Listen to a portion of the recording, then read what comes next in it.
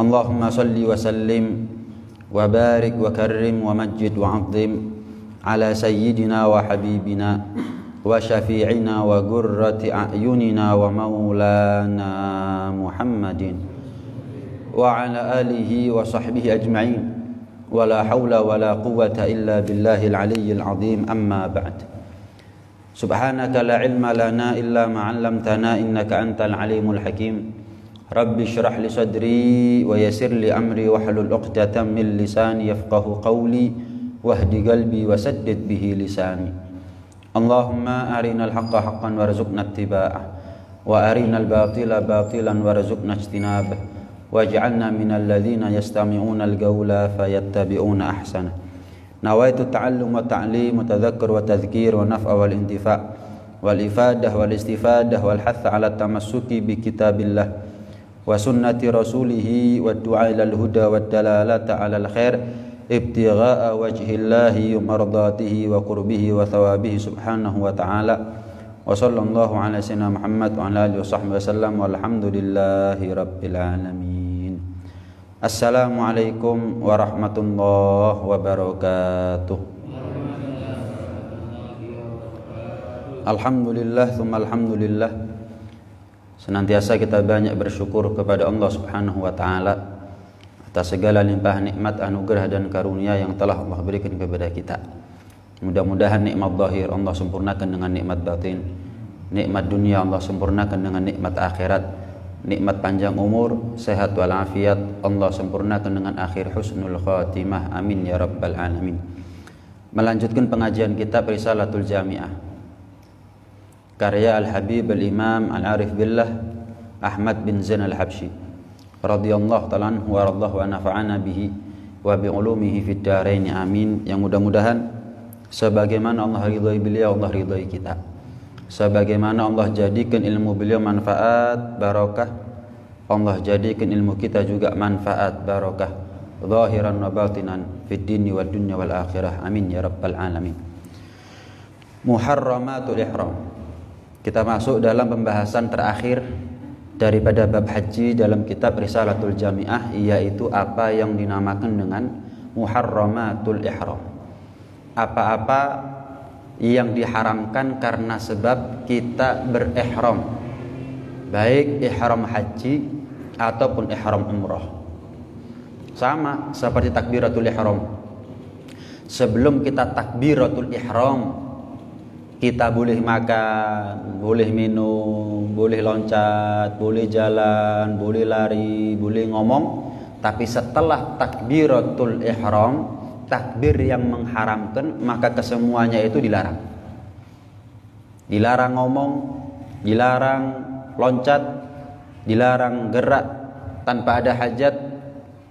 Bahkan kalau 3 kali gerakan bisa batal, 3 kali gerakan berturut-turut, dilarang makan, dilarang minum, dan seterusnya.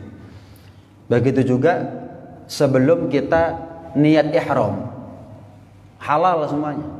Akad nikah boleh, maaf hubungan suami istri boleh, berburu juga boleh, pakai minyak wangi juga boleh, pakai topi, pakai kopiah boleh, perempuan menutup wajahnya boleh sebelum niat ihram. Tapi kalau sudah niat ihram, niat yang mengharamkan, maka apa-apa yang tadi saya sebutkan menjadi halal, menjadi haram. Apa saja karena sebab ihram yang diharamkan dalam syariat? Yang pertama, wa yahrumu satru ra'sir rajul wa wajhil mar'atil muhrimin aw ba'dihima. Yang pertama adalah haram hukumnya bagi seorang laki-laki secara khusus, yaitu satrur ras, menutup kepala. Menutup kepala bagi laki-laki secara khusus hukumnya adalah haram. Kapan kita ihram haji atau umrah? Kalau pakai payung nggak ada masalah, walaupun payungnya nempel kepala. Kenapa? Karena yang diharamkan adalah menutup kepala dengan sesuatu yang dianggap sebagai penutup kepala. Topi misalkan, kofiah misalkan, dan lain sebagainya. Adapun payung tidak dianggap sebagai penutup kepala secara umum. Meletakkan tangan di atas kepala nggak ada masalah. Kenapa? Tangan bukan penutup kepala. Gimana kalau sapu tangan kita taruh di atas kepala? Nggak ada masalah. Kenapa? Iya, sapu tangan bukan penutup kepala secara umum. Cuman ada khilaf yang mengatakan, ada pendapat yang mengatakan meletakkan tangan di atas kepala jika diniati menutup kepala nggak boleh. Tapi kalau cuman garuk-garuk ya nggak apa-apa. Misalnya meletakkan serbet tadi itu atau sapu tangan tadi itu di atas kepala, kalau diniati menutup kepala tetap nggak boleh. Walaupun ada pendapat yang mengatakan nggak apa-apa. Kenapa? Karena tangan dan sapu tangan bukan sesuatu yang dianggap sebagai penutup kepala secara normal. Dihukumi sama seperti payung. Ini yang pertama, khusus untuk laki-laki. Kalau perempuan ya tetap wajib menutup rambutnya, menutup kepalanya.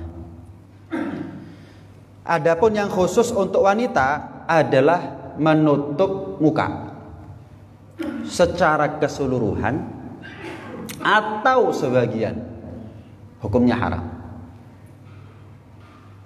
Menutup muka secara keseluruhan atau sebagian bagi perempuan hukumnya adalah haram. Adapun bagi perempuan yang sudah terbiasa bercadar, gimana berangkat haji? Harus dibuka? Kan haram ya menutup. Nah, bagi perempuan yang terbiasa menutup mukanya dengan niqab, dengan burquk, dengan cadar, maka ketika di sana boleh tetap menutup wajahnya, tapi wajib bayar dam atau fidyah. Kan haram seharusnya. Enggak, karena sudah terbiasa dia menutup wajahnya, maka tidak lagi menjadi haram. Halal tapi tetap wajib bayar dam. Enggak berdosa tapi tetap wajib bayar dam. Atau bisa diakali dengan apa? Misal pakai topi, kan perempuan kalau pakai topi kan boleh, laki-laki yang pakai topi nggak boleh. Pakai topi yang agak panjang, ya, caping itu namanya ya. Yang maju ke depan itu agak panjang, dikasih kain. Cuman kalau kena angin nempel wajah harus segera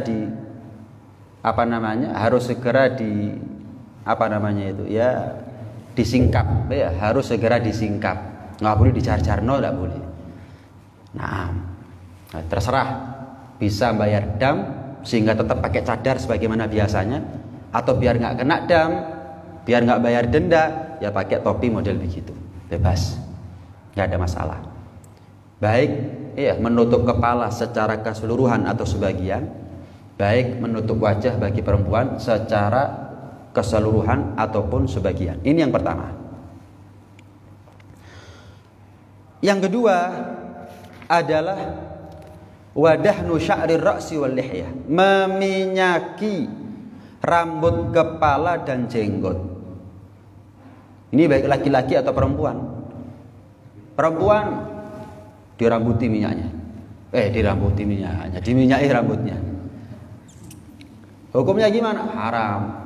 Jadi yang khusus itu hanya menutup kepala bagi laki-laki, menutup wajah bagi perempuan. Lain daripada itu, mau laki mau perempuan sama-sama haram. Laki-laki maupun perempuan sama-sama haram. Meminyaki rambut laki-laki perempuan haram. Meminyaki jenggot laki-laki perempuan haram. Kalau ada perempuan yang berjenggot, banyak sekarang. Banyak, malah kadang-kadang sengaja ya, diingui, dipelihara biar masuk Guinness Book of Record, dapat hadiah perempuan dengan jenggot terlebat, macam-macam, biar viral, biar sensasi dan seterusnya. Kalau misal ada perempuan berjenggot, tetap diharamkan jenggotnya diminyaki sebagaimana laki-laki jenggotnya juga haram diminyaki, walaupun nggak ada baunya itu minyaknya. Walaupun nggak ada baunya, nggak boleh. Nah, gimana kalau ada orang berangkat haji atau umroh, mau laki atau perempuan, pakai sunblock, Selama nggak ada baunya boleh. Selama netral baunya boleh. Tapi kalau sudah ada baunya wangi, itu yang nggak boleh. Loh, kan nggak apa-apa, kan yang diharamkan hanya meminyaki rambut, kepala dan jenggot. Ini kan badan yang diminyaki. Nanti masuk dalam bab dilarang menggunakan sesuatu yang berbau wangi. Nggak masuk di sini. Jelas ya, nggak masuk ada di sini. Nah, termasuk apa yang diharamkan, bagi laki-laki secara khusus bagi laki-laki ini, apa itu? Mengenakan pakaian, memakai pakaian yang meliputi tubuhnya. Apa ya, muhit ini diartikan apa ya? Kayak sarung gitu loh. Beda sama kain ihram kan, lebar cuman dipakai model sarung. Kalau kain sarung kan betul-betul sepatu nggak boleh, pakai arloji nggak boleh. Loh, itu kok ada? Nggak tahu mazhabnya apa, jangan keburu-buru nyalahkan. Kita cuman baru bahas masalah mazhab Syafi'i. Dalam mazhab Syafi'i pakai arloji nggak boleh. Kenapa? Meliputi. Pakai sepatu. Kalau pakai sepatu model sepatu slop boleh. Pakai sandal selama tumit. Selama tumit dan ujung-ujung jari kelihatan, nggak ada masalah. Selama tumit atau ujung jari kelihatan nampak, nggak ada masalah. Kan ada sandal umroh itu, model pakai krek-krekan itu, nggak ada masalah. Tapi kalau pakai sepatu sebagaimana umumnya sepatu, itu yang nggak boleh. Pakai sandal, tapi tumit nggak kelihatan, ujung jari juga nggak kelihatan, nggak boleh juga. Nah, itu khusus untuk laki-laki. Jadi untuk laki-laki secara khusus diharamkan mengenakan pakaian yang meliputi tadi itu, atau menutup kepala. Lain daripada itu, yang diharamkan apa? Wat tatayyub, menggunakan wewangian. Mau itu berupa cairan seperti minyak, dioleskan, atau dicium-cium. Seperti apa? Bukhur, dupa, dicium-cium. Kita sedang ihram nih, mencium bau dupa, hukumnya haram. Jika asapnya itu nempel pada pakaian atau badan, ya secara umum nempel, kita keluar ya pasti baunya masih ceket, haram hukumnya. Jelasnya. Termasuk pakai apa? Rexona. Nggak boleh, kecuali kalau pakai tawas. Gimana Bib? Lah bau saya nggak enak, kabeh. Nggak ada yang baunya wangi itu. Semua sudah. Ini nggak ada masalah sebetulnya. Cuman untuk meminimalisir jangan pakai Rexona, tapi pakai tawas. Kenapa? Karena tawas nggak ada baunya. Nggak ada baunya. Nah, biasanya travel ada tuh menyediakan. Bagi travel yang ngerti begini-begini ini, bukan cuma sekedar nyari keuntungan ya, nyari keuntungan nggak ngurus wis. Pokoknya budalno, mulino, selamat, mari. Tapi kalau yang ngerti begini-gini, wah teliti ada. Dikasih travel tadi itu sandalnya yang halal ya, yang boleh dipakai walaupun dalam keadaan ihram. Kemudian penghilang bau tubuh sementara yang netral baunya ada itu biasanya. Sabun selama nggak ada baunya nggak ada masalah. Apa kalau dulu sabun kodok nggak ada baunya sabun kodok ya? Oh no ampun, ada, ada ya. Saya nggak pernah tapi. Tak pikir sabun kodok nggak ada baunya. Ada kan sabun yang ada baunya kan ada tapi ya sabun obat lah biasanya. Nah, sesuatu yang berbau wangi tidak diperkenankan. Gimana Bib? Sebelum ihram saya pakai minyak wangi. Setelah pakai ihram saya niat ihram masih ada wanginya, nggak ada masalah. Kenapa? Makainya sebelum ihram.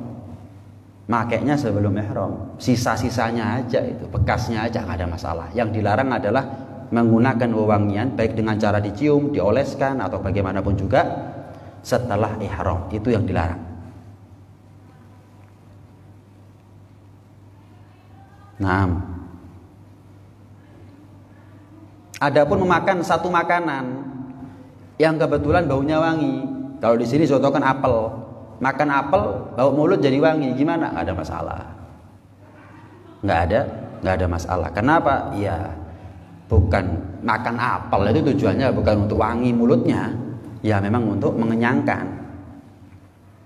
Nggak ada masalah. Hah? Nangka itu lebih ke wangi. Kalau memang wangi nggak ada masalah. Makan buah nangka. Waduh, malah lapar saya ini. Duren, masuk wangi baunya orang habis makan duren. Wangi kalau dikasih. Enggak kasih pahit. Iya. Pokoknya sesuatu yang dimakan terus ada sisa bau wanginya, nggak ada masalah. Kenapa? Bukan untuk itu. Bukan kita makan nangka, makan durian biar bau mulut wangi. Ya memang untuk kenyang itu aja. Nggak ada masalah. Tapi kalau dupa memang untuk wanginya yang kita cari. Kemudian apa tadi? Minyak wangi. Itu memang kita cari adalah wanginya. Rexona memang kita cari adalah wanginya. Ini ya. Ada body cologne misalnya yang kita cari memang wanginya. Itu yang nggak boleh. Itu yang nggak boleh. Sabun memang kita cari wanginya, itu yang nggak boleh. Tapi kalau makan apel, makan nangka, makan durian, makan kembang misalnya, yang kita cari bukan wanginya. Kalau makan kembang ya nggak boleh. Soalnya yang dicari wanginya berarti. Nah, kemudian termasuk perkara yang diharamkan berikutnya adalah wa izalatu dhufri wasya'ri min jami'il badan, menghilangkan kuku atau rambut yang nempel pada seluruh badan, bukan hanya rambut kepala saja. Walaupun rambut atau bulu tadi itu adalah sesuatu yang sebetulnya disunahkan untuk dirapikan, kumis kayak jenggot kayak maaf bulu kemaluan kayak dan seterusnya. Pokoknya nggak boleh. Kalau sudah ihram sudah, jangan potong kuku walaupun hari Jumat. Ini mau berangkat Jumatan potong kuku dulu, sudah ihram tapi nggak bisa. Ini mau Jumatan pakai minyak wangi dulu, halal kabeh akhirnya. Nggak bisa. Nih, jangan potong kuku, jangan potong rambut, kumis jangan. Setiap helai resikonya 1 dam, 3 helai 3 kali dam nanti. Bisa 3 kambing gitu nanti. Iya. Nah, kecuali apa orang Jawa bilang itu ya, kuku terpotong tapi nggak sempurna itu loh. Jadi apa delusupan apa itu namanya? Sisip, siset. Iya, ada bahasanya kan orang Jawa bilang itu. Jadi potongan kuku yang tidak sempurna dan itu melarani kadang-kadang. Jalan kan orang tawaf, sa'i kan jalan, ngelarani pas pucuk-pucuk itu kadang-kadang. Waduh, sakit ini. Sakit, dipotong nggak ada masalah. Kenapa? Darurat. Bosok harus sampai berdarah-darah kan enggak, dipotong. Nggak ada masalah. Tapi kalau hanya karena ingin bersih-bersih, nggak boleh. Iya, nggak boleh. Malah Allah Subhanahu wa Ta'ala itu membanggakan kapan kita kumpul di Arafah dalam keadaan apa? Dalam keadaan, tapi bukan kotor-kotoran ya, dalam keadaan lusuh, bulu-bulu, dalam keadaan berdebu, itu Allah senang. Tapi nggak perlu gulung-gulung, ya. Nggak perlu nyiram debu, ya enggak.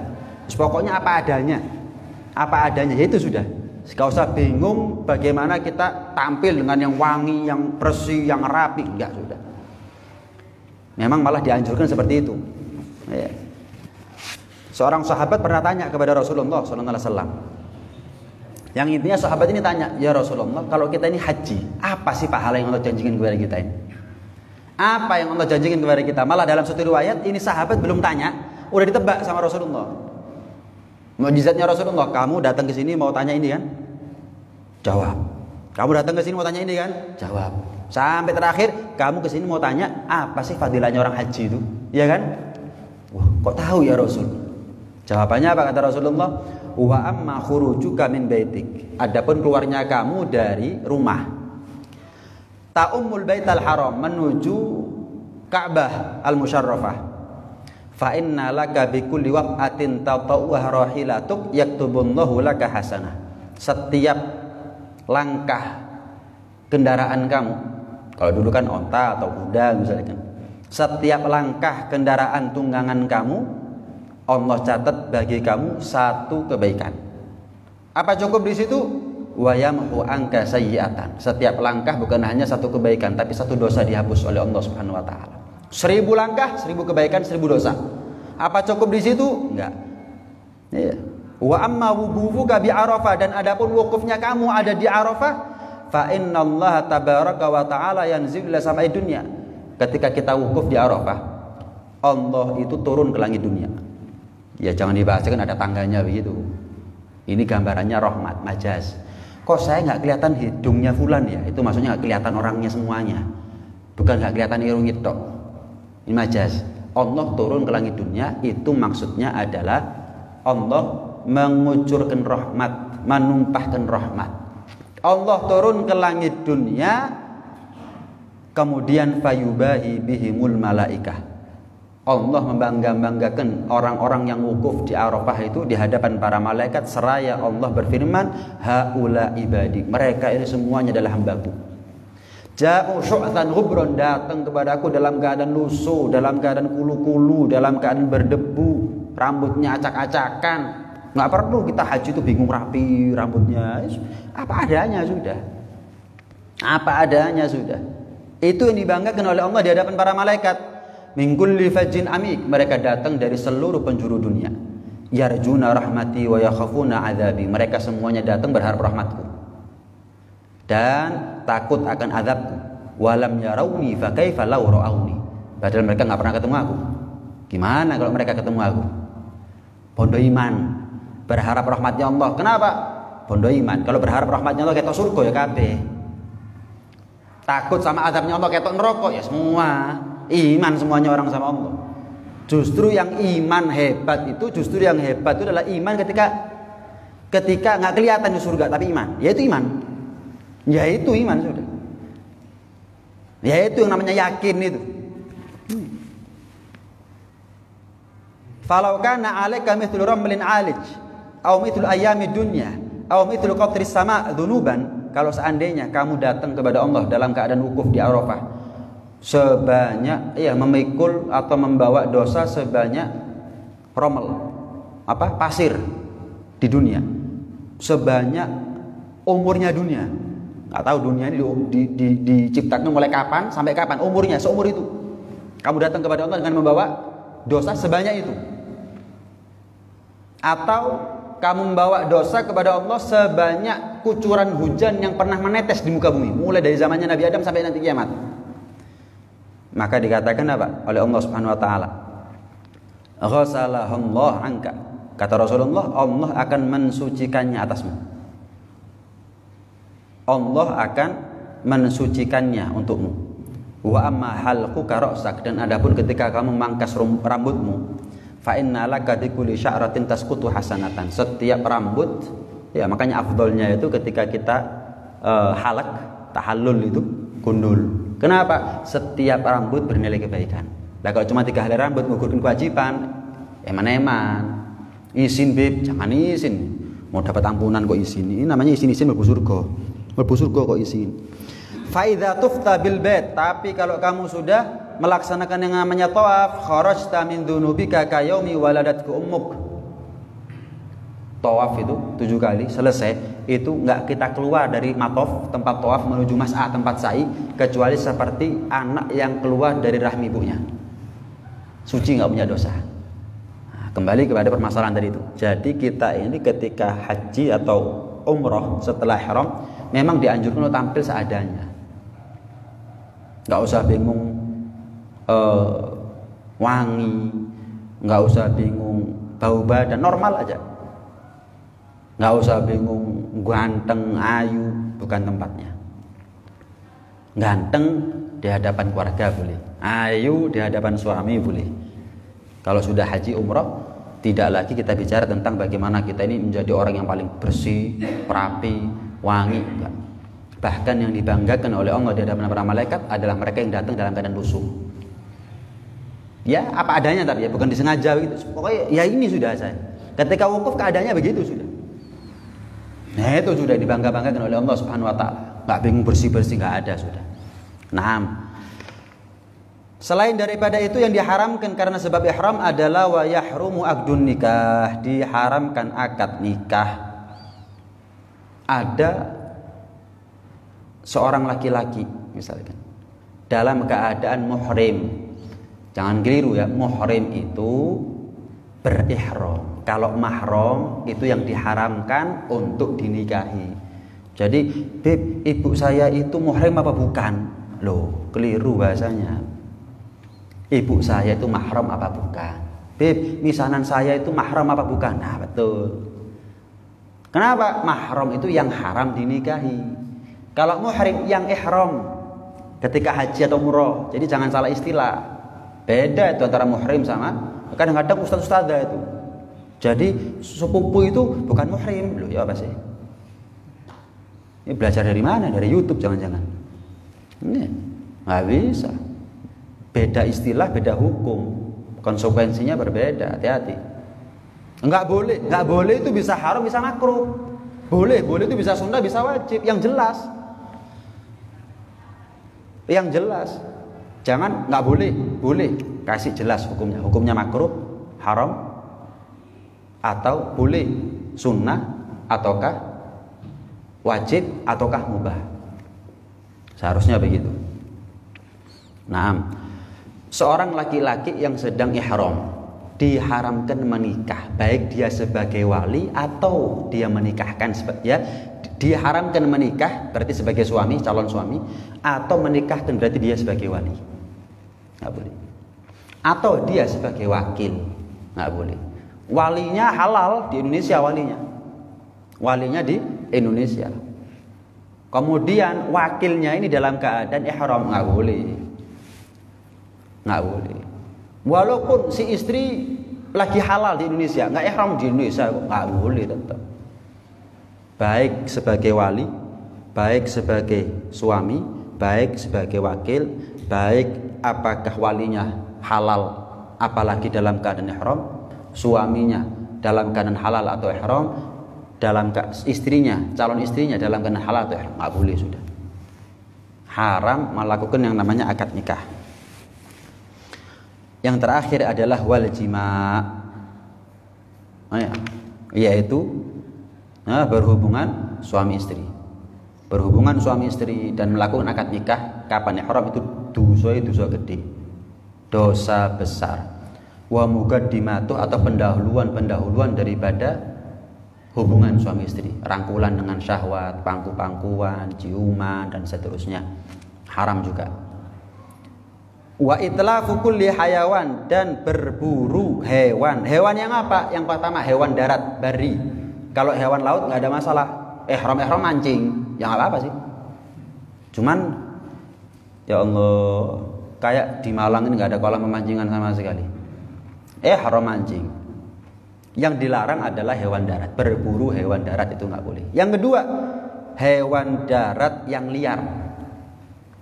Kalau hewan darat yang memang biasa sama manusia seperti ternak, seperti apa contohnya? Ayam misalnya, nggak ada masalah. Yang nggak boleh itulah onta liar di gurun pasir kemudian berburu, ya nggak boleh. Kambing nggak ada yang miliki, kambing liar, kuda liar, nggak boleh. Yang ketiga syaratnya adalah makul, hewan yang dimakan. Adapun hewan yang nggak dimakan boleh dijadikan berburu, berburu kucing, ya boleh. Cuman hukum lain dalam hal membunuh kucing tanpa ada hak, hukumnya. Tapi yang jelas enggak melakukan apa yang diharamkan dalam ihram sehingga dia harus bayar dam, enggak. Naam. Wal mar'ah karrajul fil muharramat, dalam urusan ini semuanya laki maupun perempuan sama. Naam. Apa sih hikmahnya? Tujuan Allah mengharamkan ini dan itu ketika kita ihram itu agar kita dalam keadaan yang sama. Apakah beda kain ihramnya pejabat sama rakyat? Kain ihramnya orang yang kaya sama melarat? Kain ihramnya orang Eropa sama orang Afrika? Apakah beda? Apakah beda apa yang dilarang satu sama lain oleh Allah Subhanahu wa taala? Enggak ada. Mereka semuanya itu berada dalam posisi yang sama di sisi Allah. Inna akramakum indallah atqakum. Yang membedakan hanya yang paling bertakwa. Yang paling mulia di sisi Allah adalah mereka yang bertakwa. Kemudian yang kedua, agar dari haji ini kita betul-betul menjauh daripada dunia. Pakaian. Coba misalkan orang haji bebas pakaiannya. Wah, yang kaya ya ketok lambene sing paling apik, paling larang. Misalkan boleh pakai minyak wangi, wah, yang mampu beli minyak wangi, wangi. Yang nggak mampu, ada perbedaan, ada kesenjangan. Maka dilarang itu semuanya oleh Allah Subhanahu wa taala agar dalam keadaan penampilan yang sama di sisi Allah Subhanahu wa taala. Enggak bawa-bawa atribut sudah. Enggak bawa-bawa jabatan, pangkat, saya fulan, enggak ada. Kita ada di depan Ka'bah. Jangan bawa-bawa jabatan. Yang jelas syariat sudah ngatur jangan bawa-bawa jabatan. Kalaupun ada orang yang bawa-bawa jabatan, yaitu kesalahannya dia. Yang jelas syariat tidak mengizinkan orang ada di tempat sesuci Mekah dan Madinah bawa-bawa jabatan. Sama seperti sholat berjamaah itu. Jangan mentang-mentang pejabat harus duduk di depan tapi tekoe keri. Nah, nilainya di sisi Allah Subhanahu wa taala sama. Itu nilainya dunia. Dalam satu hadis Rasulullah SAW bersabda, "Man ahabba dunya adarra bi akhirati." Orang itu kalau cinta dunia, secara nggak langsung dia sudah pasang bom waktu untuk akhiratnya. Orang kalau kedunian, jangankan dia menjauh daripada dunia ketika haji, budal haji lu orang. Orang kalau kedunian, gak budal haji. Kenapa? Budal haji ngetokno duit, ngurusi bisnis pabrik, menghasilkan uang. Satu. Yang kedua, berangkat haji ini itu haram. Tapi kalau nggak berangkat haji ini itu halal. Orang kalau sudah cinta sama dunia, maka secara nggak langsung dia sudah pasang bom waktu nanti di akhirat. Wes, kalau sudah kita haji dan umroh, tinggalkan itu dunia. Yang namanya tarofuh, sesuatu yang syahwat, sesuatu yang mubah tapi sifatnya syahwat, duniawi, tinggalkan. Potong kuku, potong rambut, kemudian pakai minyak wangi, pakai pakaian ini dan itu, rambutnya mau beruban, buka. Rambutnya gundul, buka. Rambutnya botak, buka. Kakak izin sudah. Nggak ada sudah. Kalau orang itu punya martabat di mata manusia, mungkin ketika rambutnya beruban atau ketika rambutnya botak, mungkin ditutupi. Tapi di mata Allah, bodoh, buka. Betul-betul kita dianjurkan dalam syariat ketika haji dan umrah meninggalkan sifat-sifat keduniawian. Nah, dan ketika haji kita jadi sadar, ketika umroh, apalagi ketika haji, kan wukuf itu miniaturnya mahsyar. Semua orang dalam keadaan yang sama, dalam keadaan kesusahan yang sama, dalam keadaan capek dan payah yang sama. Miniaturnya mahsyar. Seharusnya ketika kita wukuf di Arafah kita berpikir, ya Allah, ini miniaturnya mahsyar ini. Sekarang dunia itu nyata, akhirat itu bayangan. Akan tiba masanya akhirat itu yang nyata. Dunia ini semu, dunia ini fana. Sementara ternyata akhirat yang lebih penting. Fa'athiru ma yabqa ala ma yafna. Kata Rasulullah gimana? Prioritaskan sesuatu yang abadi daripada sesuatu yang fana. Sehingga ketika kita haji itu betul-betul kapan pulang mendapatkan ibrah, mendapatkan pelajaran gitu loh. Wah, bukan pulang haji tambah kedunian, bukan. Masalah kaya tambah kaya itu urusannya Allah. Cuman udah, dia betul-betul pulang dari haji dalam keadaan lebih baik daripada sebelum dia berangkat haji. Nah, dunia ini Allah sifatkan golil, Allah sifatkan sedikit. Fama mata'ud dunya fil akhirah illa golil. Nilainya dunia yang kita bangga-banggakan, dunia beserta isi, kalau dibandingkan kenikmatan akhirat, golil, sedikit. Malah Rasulullah SAW bersabda, ngasih gambaran kepada kita, mad dunya fil akhirah illa mithlu ma yaj'al ahadukum bi asbi'ihi fil yam. Tidaklah nilai dunia jika dibandingkan dengan akhirat kecuali seperti kamu mencelupkan jarinya kamu ada di laut. Kemudian kamu angkat bima yarji, apa yang nempel dia itulah dunia. Segoro celupkan jari, apa yang nempel di tangan, di jari kita, yaitu dunia. Sementara segoro itu akhirat. Bayangkan, punya uang triliunan sama orang nggak punya utang apa, nggak punya uang sama sekali, berangkat haji, golil, ini podo plek, sama. Ketika ihram ya, ketika ihram. Yang jelas syariat memperlakukan sama. Masalah dia minta hotel yang kelas, kemudian minta fasilitas yang lengkap, minta pesawat yang paling bagus, itu kan sebelum ihram. Yang jelas setelah ihram wong kabeh padha. Sama semuanya. Fama mata'ud dunya fil akhirah illa qalil, enggak ada qalil. Apa yang kamu bawa setelah kamu ihram enggak bawa. Belum mati itu. Mana ada kain ihram ada kantongnya? Ada. Apa yang kamu banggakan selama ini? Bintang 4, bintang 5, bintang 7. Buang. Begitu ya haram. Wis, enggak ada itu semuanya. Belum mati itu. Belum meninggal, sudah dianggap enggak ada. Enggak ada nilainya sama sekali di sisi Allah Subhanahu wa taala. Naam. Kemudian dikatakan oleh Abdullah bin Mas'ud radhiyallahu ta'ala anhu, laisa min ahadin, tidaklah seseorang itu hidup di atas dunia illa wa huwa dhaifun ala dunya, kecuali dia itu sebetulnya tamu. Abdullah bin Mas'ud sahabat. Tidaklah manusia, kita ini semuanya hidup di atas dunia kecuali tamu. Dayo. Wa maluhu ariyah, dan adapun hartanya itu adalah pinjaman. Hak pinjam, sering kan kita dengar. Anda pinjam sepeda motor ke saya, maka Anda boleh menggunakan sepeda motor pinjaman tersebut, tapi sesuai izin. Harta yang Anda punya itu adalah pinjaman dari Allah, maka Anda harus pakai sesuai dengan izin. Apa izinnya? Syariat. Cara mendapatkannya halal, digunakan untuk yang halal, itu syariat namanya. Nggak boleh kita ini mentang-mentang mendapatkan harta itu dengan keringatnya kita, kemudian itu menjadi miliknya kita, bebas kita gunakan untuk apa? Nggak bisa. Itu harta dari Allah Subhanahu wa taala. Minjem dari Allah. Maka setiap pinjaman pasti akan kembali dan setiap tamu pasti akan pulang. Setiap tamu pasti pulang. Setiap pinjaman pasti dikembalikan dengan tanggung jawab. Lo kok rusak sepeda motori? Lo kok habis bensinnya? Lo kok tipis bannya?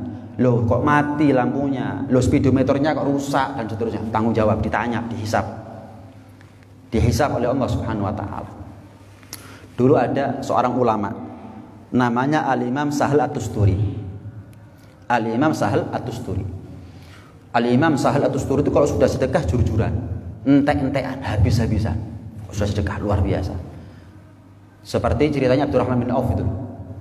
Abdurrahman bin Auf sahabat Nabi itu melarat dada itu bolak-balik.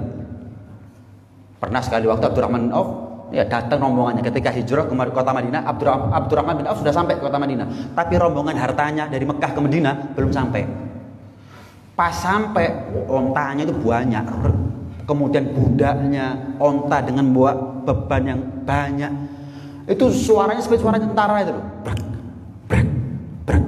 Sampai pintu kota Madinah saat itu getar. Siti Aisyah sampai keluar. Apa ini? Rombongannya harta Abdurrahman bin Auf baru datang. Oh, benar kata Rasulullah. Wis masuk. Benar kata Rasulullah, tapi nggak diungkapkan oleh Siti Aisyah. Apa yang maksud benar kata Rasulullah itu? Nggak diungkapkan. Dari mulut ke mulut, dari mulut ke mulut, sampai ke telinganya Abdurrahman bin Auf. Datang kepada Siti Aisyah. Wahai istri Rasulullah, wahai Siti Aisyah, saya mau tanya.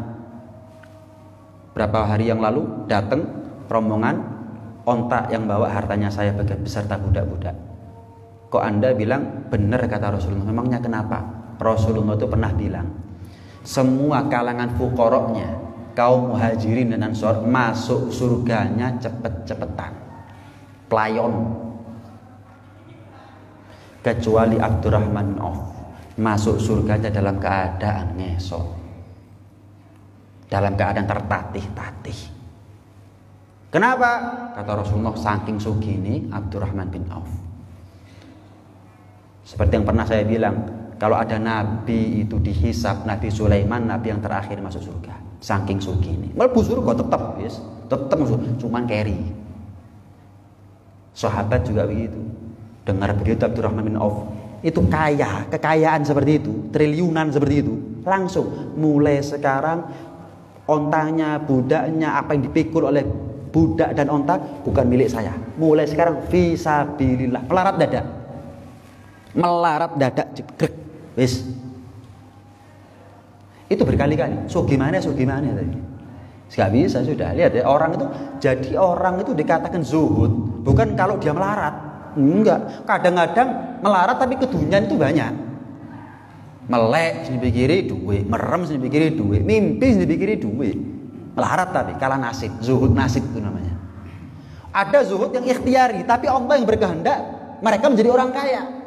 Nabi Sulaiman nggak kedunian, Nabi kok kedunian, tapi Allah yang kasih kepastian. Sugih. Abdurrahman bin Auf berkali-kali cerita seperti ini. Diwakafkan, disedekahkan, bisa bila semuanya melarat dada, nggak ada kecuali harta yang nempel. Wis itu tok. Yang ditinggal semuanya milik fisabilillah. So gimana? Nah, Sahlatus Turi juga begitu. Infak ente-entean. Untuk besok sampai nggak ada nafkah.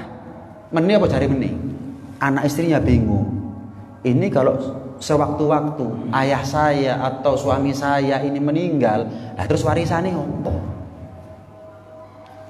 Akhirnya datang kepada Abdullah bin Mubarak, gurunya Al-Imam Sahlatus Turi.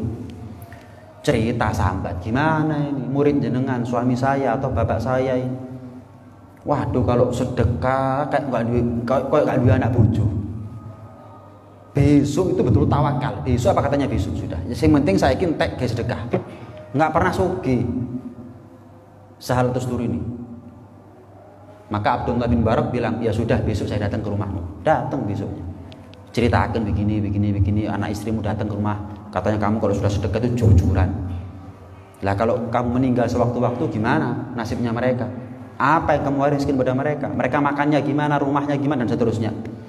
Maka Sahlatus Turi menjawab, wahai guru, saya mau tanya, kalau ada orang pindah, misal orang Malang mau pindah ke Surabaya, apakah kira-kira orang dari Malang pindah ke Surabaya ada harta yang ditinggal? Atau kira-kira dibawa semuanya? Ya dibawa semuanya lah. Secara umum orang pindah itu dibawa semuanya barangnya. Masuk kresek digowo kadang-kadang. Apa dibawa sudah? Rumah yang dia tinggal kosong, belum. Itu dari Malang ke Surabaya. Lah saya ini dari dunia ke surga. Lah lapor sing tak tinggal.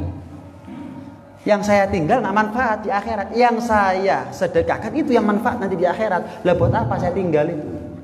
Lah terus anak istrimu? Anak istriku saya nggak nanggung rezekinya, guru. Ini guru ini tanya, sebetulnya biar anak istrinya taruh dewi jawabannya. Bukan gurunya ini ketumnya terus muridnya enggak, Abdullah bin Mubarak. Cuman biar anak istrinya kerungu dewi.